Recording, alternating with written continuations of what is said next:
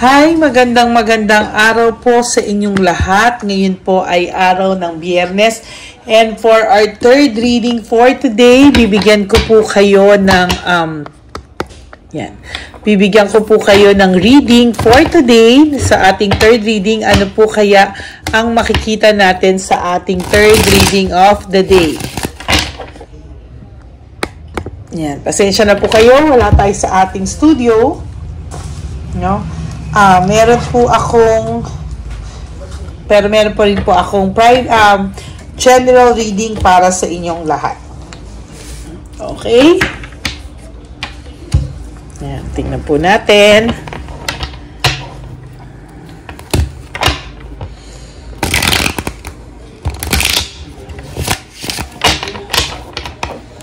Ano po kaya ang makikita natin sa ating general reading and reading for today?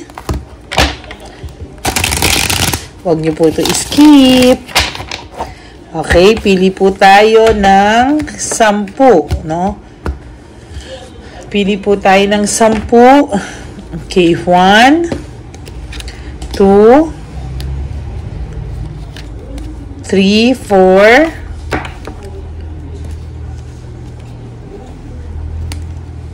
5, 6, 7,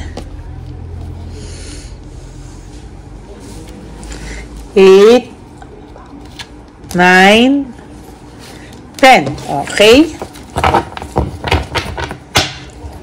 Pili naman din po tayo dito, pero bago po ang lahat,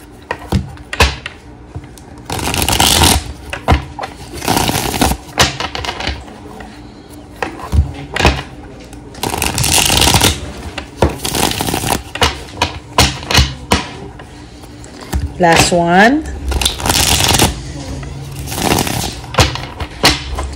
Pili po tayo ng 10. 1,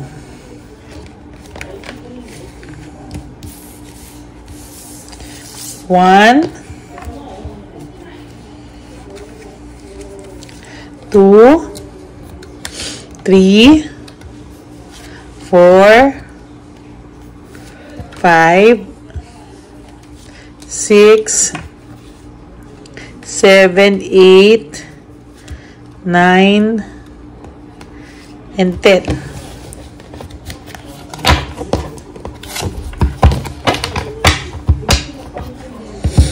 Okay?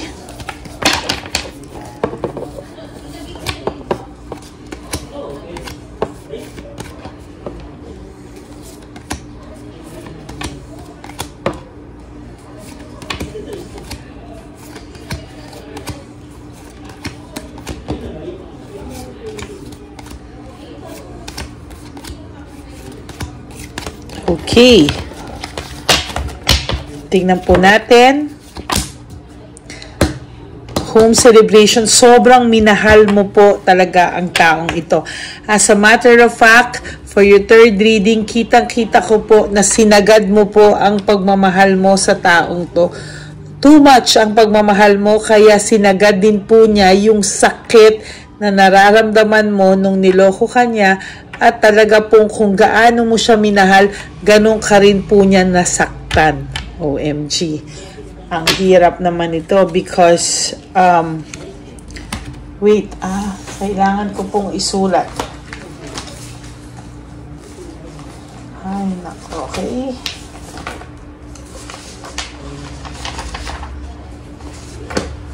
Okay, so kung gaano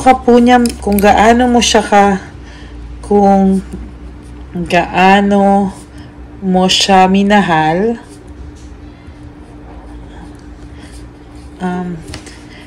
ganon ka din niya nasaktan, ganon ka din kagrabing nasaktan. Sobrang pain, too much pain, ano? As a matter of fact, ang sakit-sakit ng naranasan mo sa kanya.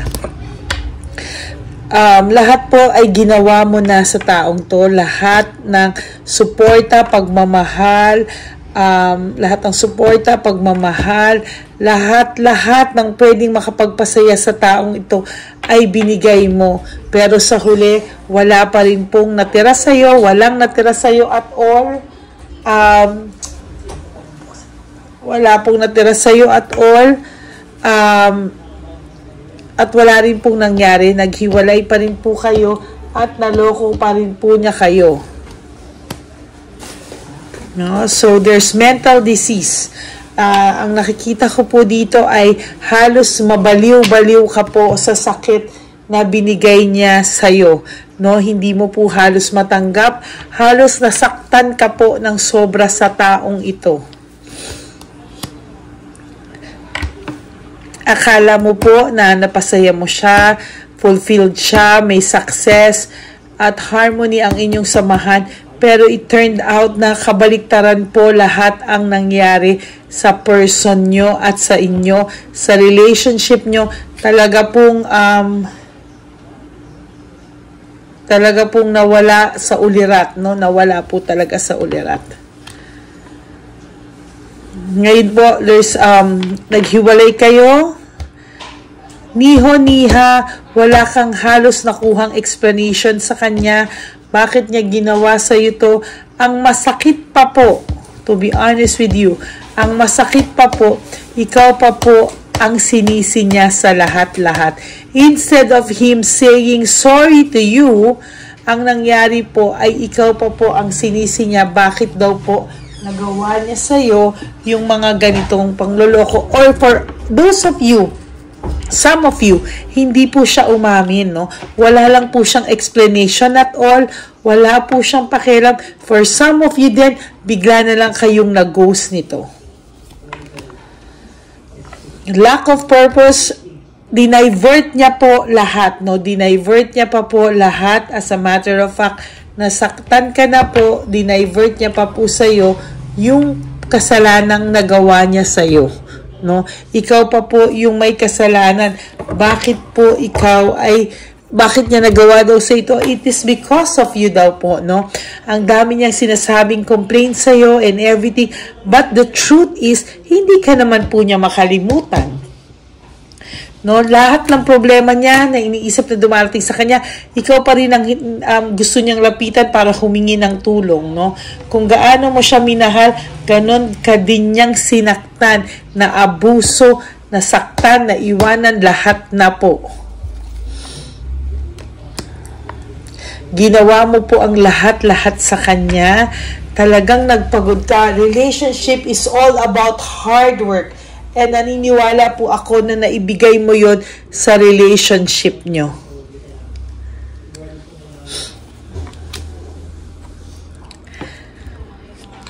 There's satisfaction, ano?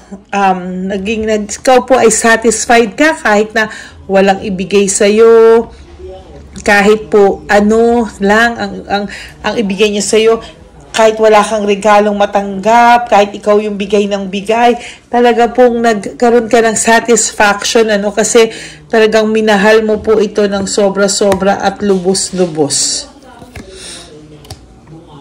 Medyo may pagka-materialistic po yung tao mo o yung person mo.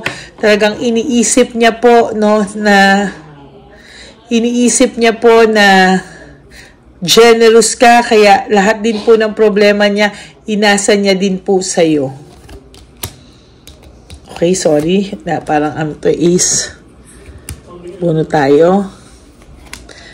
Ngayon, win at all cost, pinapakita niya pa po na kahit may unbridled ambition siya, pinapakita niya pa rin na masaya siya, okay siya, successful siya. Well, the truth is, it's the other way around. Hindi po totoo ang nakikita mo sa kanya.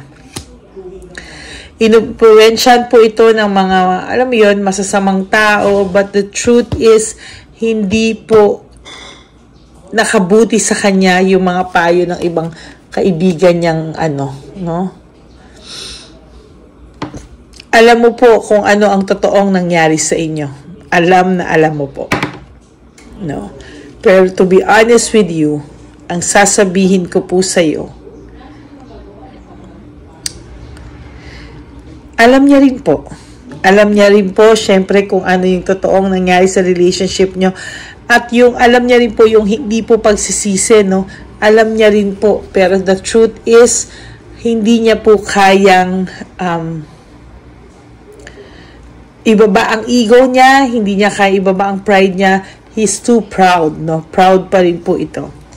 No, pumasok po siya sa isang relationship na akala niya mapapabuti siya, pero ang totoo pong nangyari sa kanya ay mas napasama pa po ang lagay niya. Panay failure and defeat, no? Panay saksak sa likod. Lahat po yan, no? Kahit ano po yung pasukin niya, sasaksak po sa kanya sa likod. Dahil panay failure and defeat, meaning kahit binipilit niya po na mag-win at all costs, bumabalik po sa kanya yung karma. No? Yung karma po kasi is talagang pag ginawa mo, babalik po talaga sa'yo. So that is karma, no?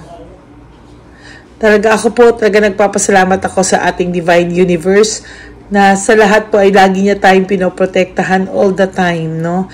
Pero ito po talaga, pag nakakakita po ako ng ganitong sitwasyon, nakakatakot po talaga at nagdadasal po ako na sana tayo po ay lalong i-bless, no? At huwag po tayong bigyan ng ganitong klaseng mga problema ng ating Divine Universe. No, wala po kasing perfecto. Minsan nakakagawa rin tayo ng mga bagay na hindi naman natin sinasadya na nakakasakit tayo ng ating kapwa.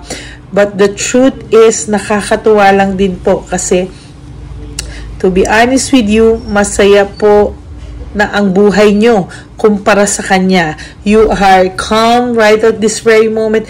Kahit po naiisip mo siya most of the time, hindi pa rin po ganyan ka-desperado ang buhay mo.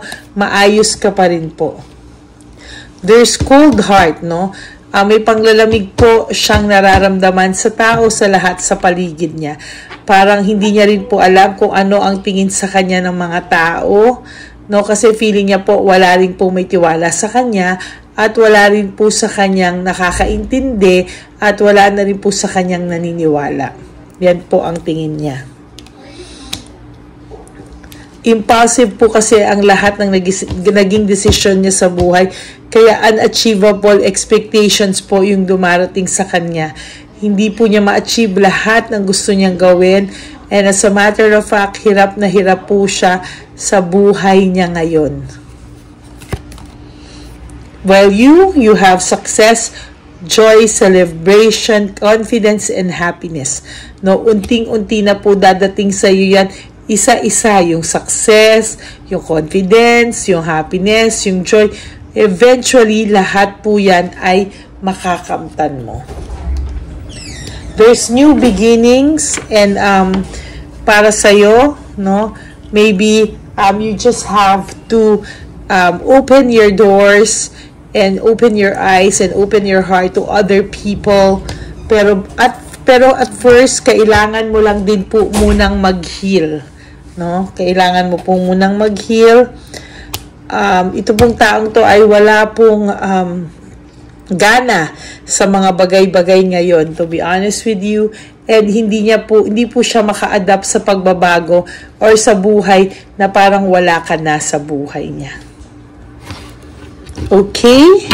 And pili po tayo ng 5 cards, pero balasahin muna po natin ang ating baraha.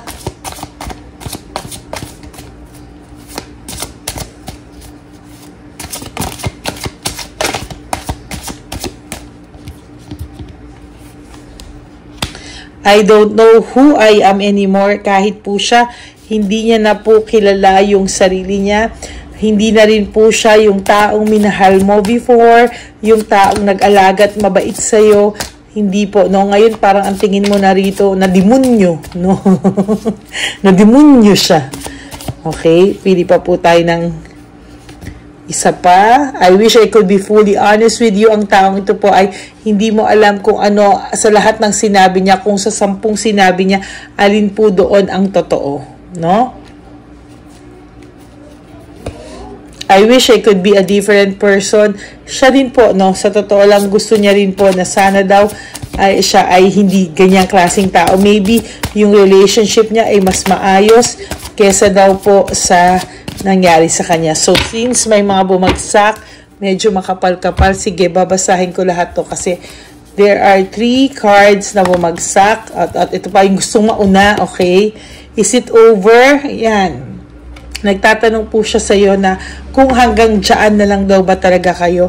Kung kayo daw po ba ay wala ng pag-asang magkaayos. It's all up to him, no? Siya po ang dapat kumilos at wala ka na pong gagawin. Nako, at pinagpapantasyahan ka pa po nito. Nako, lately lagi ko pong nabubunot yung mga sexual desires, etc., etc. Ito, very literal na sex with you. Gusto po talaga niya, Gusto po talaga niya na pinapantasya ka po talaga niya, And he has or she has childhood trauma na nagkakos ng lahat ng ito, ng anxiety sa kanya, ng mental disease or illness sa kanya, ng trauma, ng anxieties, ng general disorder, anxiety disorder, lahat po yan, ay nandito sa kanya, sa pagpapalaki sa kanya or sa childhood niya, kung ano yung mga naging trauma niya. Okay? That's it for your third reading for today. Kung gaano mo siya minahal, ganun ka din niya po nasaktan. Aray, ang sakit. Okay? So maraming pong salamat sa inyong lahat. For those of you who wants to have a private reading with me, you can message me po sa Ladyly Elena. That's LADYLY. Nandyan po yan sa dulo ng ating video. All you have to do is message me at hindi man po ako makasagot agad-agad, but I promise to answer you within the day or whenever it's possible. Huwag po kayo matatampo kung hindi po agad ako nakakasagot agad-agad. So yan po, no? Maraming salamat po sa inyong lahat at huwag po kayong magsasawang sumuporta sa ating channel. Ang channel pong ito ay channel po nating lahat. Magtulungan po tayo para kayo po ay unti-unting makamove on with your life. Sa tulong po syempre ng ating Divine Universe at Papa Jesus. For all of you, my Lady Elena family, fans, and subscribers. Friends. Ano ba yan? Kasi lagi may nagloloko sa akin. Family, friends, and subscribers, thank you so much, and I love you from the bottom of my heart. Life is short, mga kapatid. Don't make it shorter, okay? And let go, surrender everything to the Lord Almighty, surrender everything to our Papa Jesus and to the Divine Universe. Let go and let God write your life and love story. Ayan po. So maraming salamat po. I will be back later for another reading. So wag po kayong magsasawa. Just stay tuned, stand by, hit the bell button para alam nyo po kung may bago na po akong videos na nilalabas. Okay? Maraming salamat po sa inyo and may God bless you all. I will see you again later. And please, no skipping of ads po. Tulong nyo na po yun sa akin. And for those of you who wants to give me a super thanks, maraming salamat po. Again, thank you so much. And please, baka gusto nyo po magpa-member sa akin. Sige po, please do so. I love you all and God bless you. I will all see you again on my next reading later. Bye!